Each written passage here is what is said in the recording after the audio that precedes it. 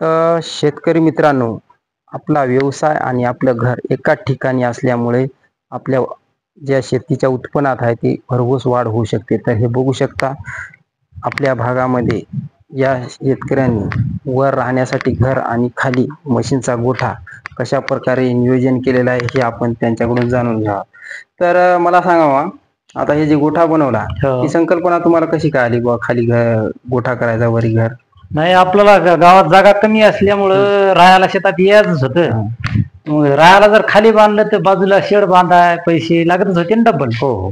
त्याच्यामुळे मग आम्ही म्हणलो बा खाली कोठा करायचा आणि वरी राहायला राहायचं. ओके. त्यातल्या सकाळी लवकर उठल्यानंतर कामाला येतल्या येतं लागते माणूस. बर. तर बघू शकता शेतकरी मित्रांनो, एक तर जतन होते आपलं सगळं आणि येतल्या येतं राहते माणूस.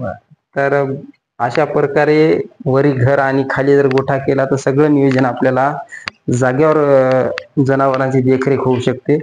तर आता हे जे गव्हाण बनवायला किती म्हणजे आता खर्च तर एकखट्या झालेला आहे, तेवढं नियोजन बघता येत नाही. पण मी दुसऱ्यापेक्षा एक गोष्ट बघली की तुम्ही जे करताय ते सिस्टमॅटिक केलेलं आहे. एक तर मोठी गव्हाण केलेली आहे आणि इथं जनावरांसाठी छोटी पण गव्हाण वासरायला बारकी आहे.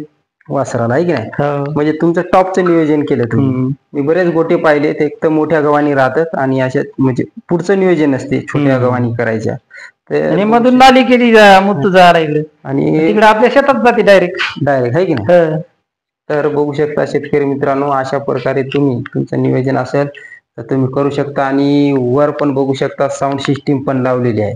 म्हणजे एकंदरीत आपला सर्व व्यवसाय करमणूक आणि जर आपल्या व्यवसायाला जर आधुनिकता दिली तर नक्की व्यवसाय होऊ शकतो, चांगल्या प्रकारे होऊ शकतो. आणि आपल्याला तिथं कर्मल असं जर केलं तर आणखीन चांगलं होऊ शकतं. तर नक्की व्यवसायाला आपल्या असे बळकटीकरण द्या की त्या व्यवसायावर प्रेम करायला शिका आणि व्यवसाय वाढवा आणि त्यातूनच आर्थिक उन्नती करा.